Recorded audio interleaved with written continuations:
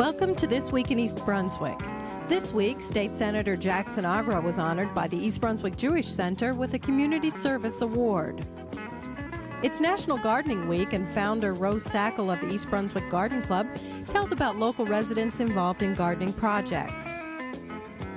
Students at Bowne Munro School enjoyed a multicultural fair.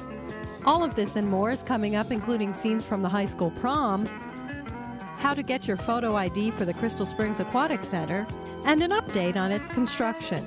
But first, here's a look at programming next week on Channel 8. Monday morning, join Lenore Kulik for a new edition of Look Great, Feel Great. Lenore shows you how to circuit train at home at 10 a.m. At 10:30, it's Stories from the Library. Just kidding, the show for, by, and about kids comes your way Tuesday evening at 7 o'clock. At 7:30, Paul Hansen and guest John Toth discuss international investing on You and Your Money. If you ever wondered what it would be like to have a total makeover, watch Exercise the Right Choice at 8 o'clock. Host Judith Lebline gets pampered and prepared for her own photo shoot at the Brunswick Square Mall. Wednesday evening, Dr. John Kopko, Superintendent of East Brunswick Schools, focuses on mathematics in K through 12 with Mathematics Supervisor Dr. Frank Gardella. That's on Spotlight on Education at 7:30. At 8 o'clock, it's Bloopers and Best Of on Teen TV. Tune in for some hilarious goof-ups and some highlights of the year on Teen TV. Thursday evening, it's news and information from around the town on This Week in East Brunswick at 7 and 8 o'clock. Saturday's schedule can be found on the 24-hour Community Bulletin Board, along with announcements of community events. On Sunday, community members and area representatives recognize State Senator Jackson Magra for his work and involvement in the 18th District and Middlesex County. The ceremony was sponsored by the East Brunswick Jewish Center on Riders Lane. Hundreds of people paid $9 a person for breakfast and a chance to congratulate Magra on his efforts. I'm sincerely grateful for the opportunity that Jack has given us to honor him this morning and to present him with our synagogue's Community Service Award. Congressman Dick Zimmer, Senator Chuck Hatayan, Assembly members Joanna Gregory Skokie and Jeff Warsh, Mayor Ira Skowski, and Township Council members Tom Clark, Vincent LeBlond, and Dave Zarnowski were all in attendance. Congressman Zimmer presented the award to Jackson Magra. The way that he was mayor and the way that he is a senator shows that he's a practical and humane kind of person, somebody who's focused on the result that will help individuals one by one. Too often we become wrapped up in concepts and ideology in politics, and we forget that politics is really ultimately about people. Not only the political process, but ideally the ends of politics as well. It should make people's lives better, should make it possible for people to seek and achieve their own happiness. And that is what Jack has seen as the focus of his political life, and that is why he's been so successful, and that is why I admire him so much.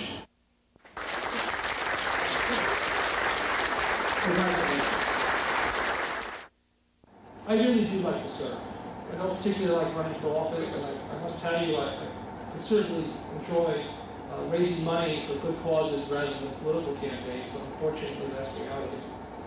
And I really do enjoy having neighbors and helping and walking around. And if anybody needs something to do it, and it's always going to be my nature regardless of where I go. I can't promise you that I'll always be your elected official, but I can promise you that if you call, regardless of my position, I will be your neighbor, and I'll always be able to help you. Thank you very much, and God bless you. The money raised at the event will be used to purchase and install equipment to help the Jewish Center comply with the Federal Americans with Disabilities Act.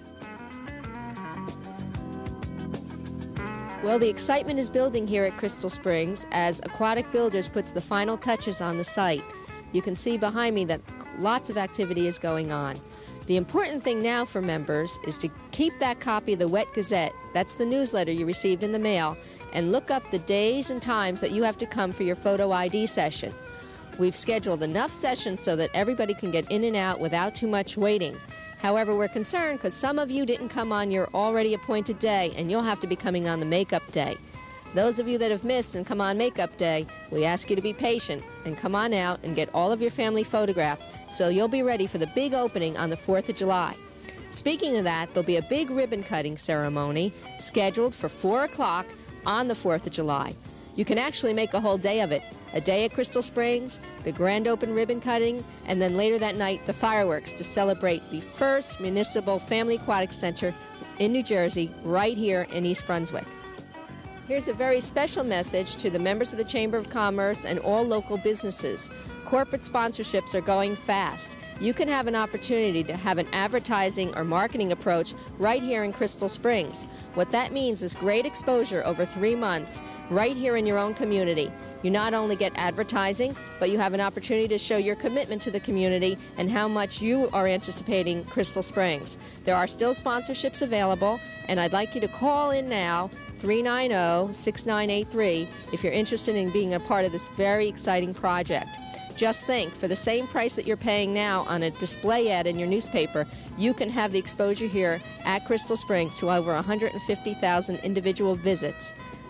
Keep it in mind and give us a call at 390-6983. I hope you come out. Make sure, take your wet gazette and get those pictures taken. We'll see you on the 4th.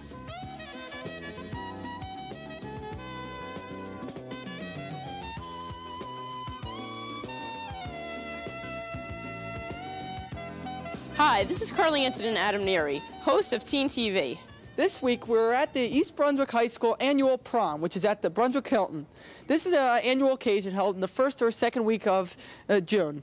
With me now are Jessica Alexander and Greg Slater. Jessica is the chairperson of the prom committee, and Greg is the vice president of the senior class. Jessica, can you tell us what's happened for this senior prom that's made it more special than any other year?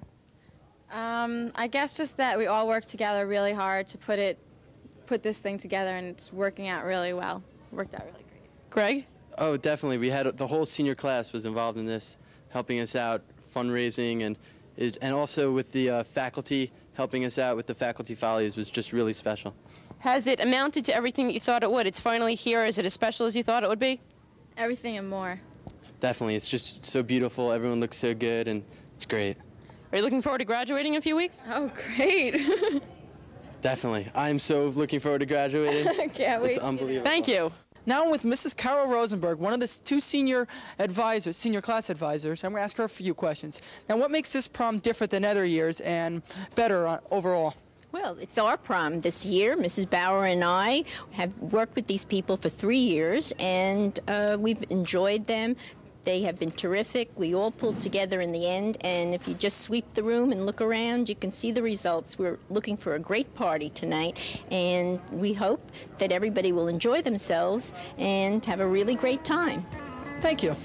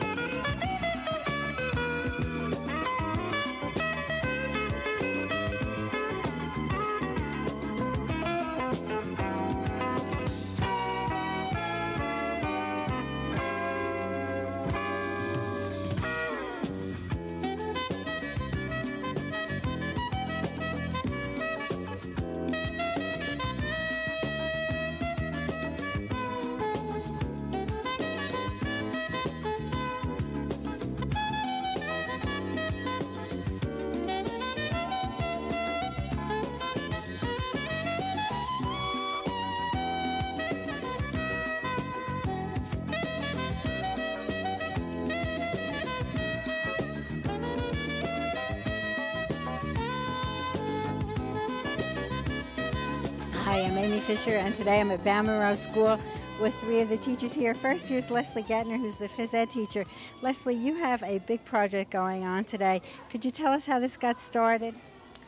Today's World's Fair, or Multicultural Fair, was kind of an outgrowth of my plans for the field day this year. I wanted to make field day something different in light of the Winter Olympics that just passed and the upcoming World Cup soccer tournament. I thought it might be nice to take away some of the competition between students and make it more of a multicultural event. So each class selected a country which they were going to represent in our Olympic field day. So then one thing led to another, and the classes have chosen the country they will be studying and have been doing so for the past 6 weeks. Now, Fran, this is Fran DeTersi, who's a teacher at the school. Fran, how did you get involved in this project? We had a faculty meeting where everyone decided to become involved, and volunteers were asked for, and we volunteered, myself and Gary and Leslie. And we've been working on this project now for about 6 weeks.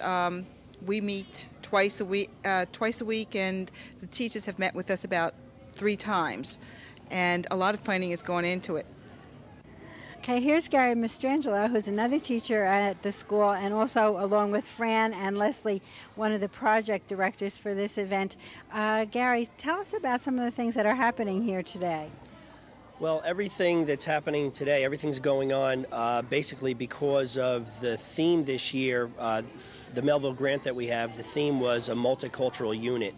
So what the 3 of us decided to do was ask each teacher to volunteer for a country that they would like to study, and we purchased flags that represent each country, and they're outside the doors and everything within the representation today. And that's where it all started with the multicultural theme, and it just ballooned into this program where we decided to do it for a half of a day. And as the teachers were getting more and more information from the Newark Library, and the kids with their backgrounds and their nationalities were bringing in items and everything from home and from ancestors, we decided that it wasn't going to be done in half a day. So that's when we said that it was going to be a full day affair. Now, all the students have passports, and how does that work, Fran? All the students have passports. It started out in the classrooms. What I did was I prepared the passports for them, and in the classrooms, the children went through filling out forms, name, date of birth, what country where they were born, and where their passport was originating from. For instance, if it was Egypt, they're traveling from Egypt.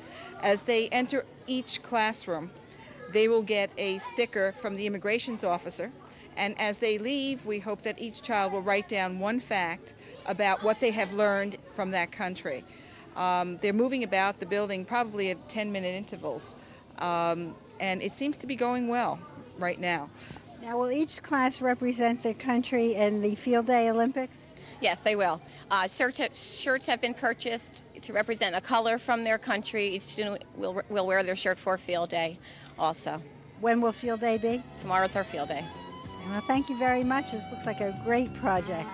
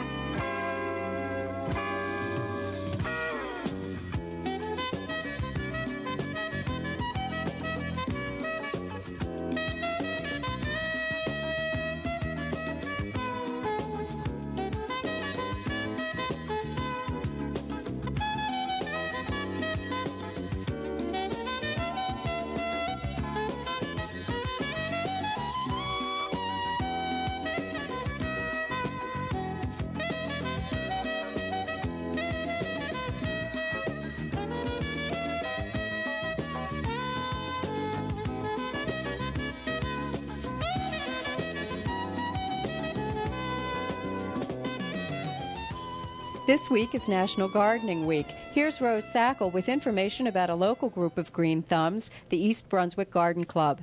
The goals of the Garden Club are to promote and educate in the areas of horticulture, landscape design, artistic design, so that its members cannot just join a club, but rather they would join to learn and grow, to plan their own gardens, not only practically so they can raise food, but rather that they can create a beauty in their community or in their own gardens.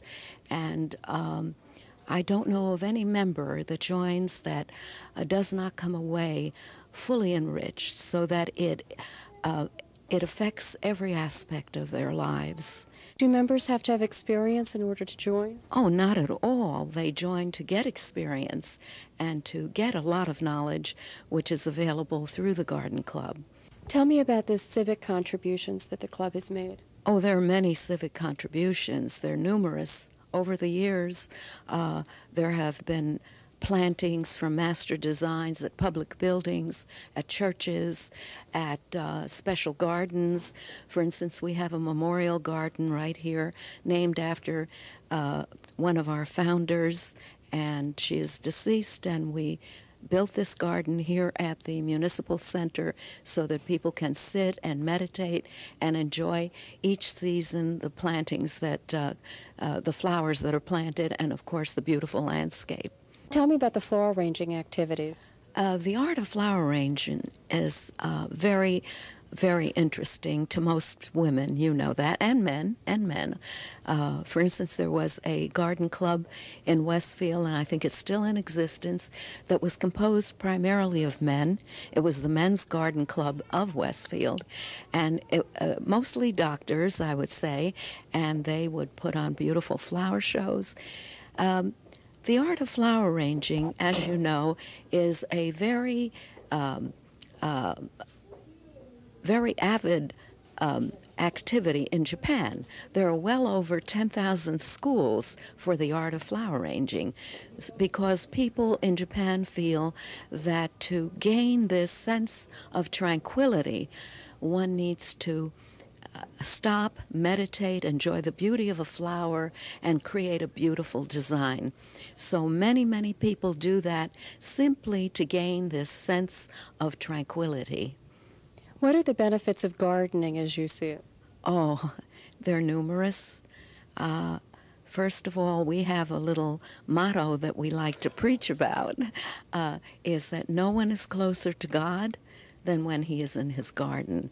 And that is one of the things we've promoted over the years, because when one puts in a seed and gets some wonderful reward, whether it be a beautiful fruit, a flower, or whatever, a beautiful vegetable, that is such a great reward, and it shows us what a miracle life is.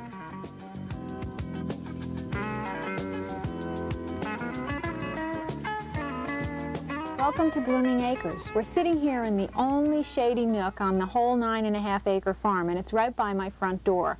Now, we've put in this pathway to lead up to the front door out of slates, and they're just sort of laid in the soil, and we tried to tuck them in as tightly as we can, but it's not always tight enough. We do get weeds between them, and it's not any fun to come out here and have to weed, so we were trying to come up with an alternative, and I think we have.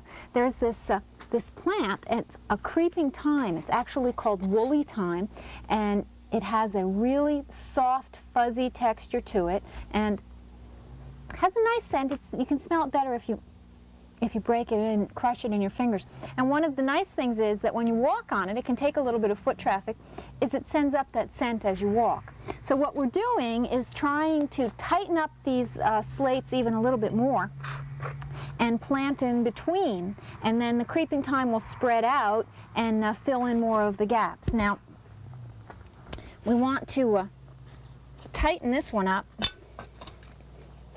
Just move it over a little bit. Now, that also has the advantage, of course, that the other spaces will be smaller and there'll be less weeds.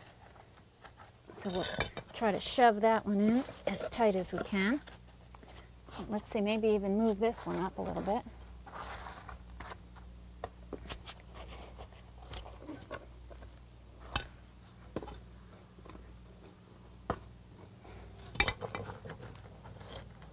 Okay, that gives us another couple of inches down here.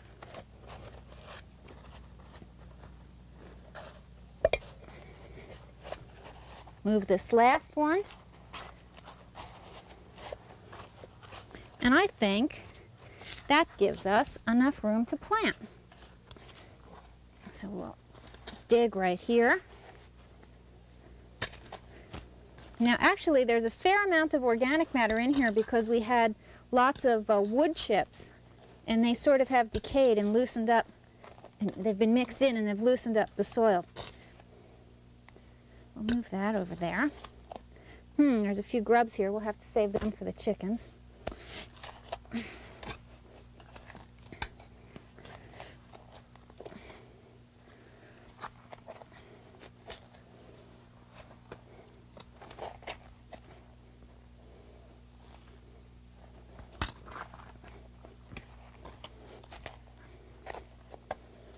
Okay, I think that should do it.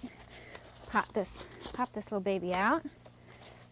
Oh, not quite. Needs to be a little deeper.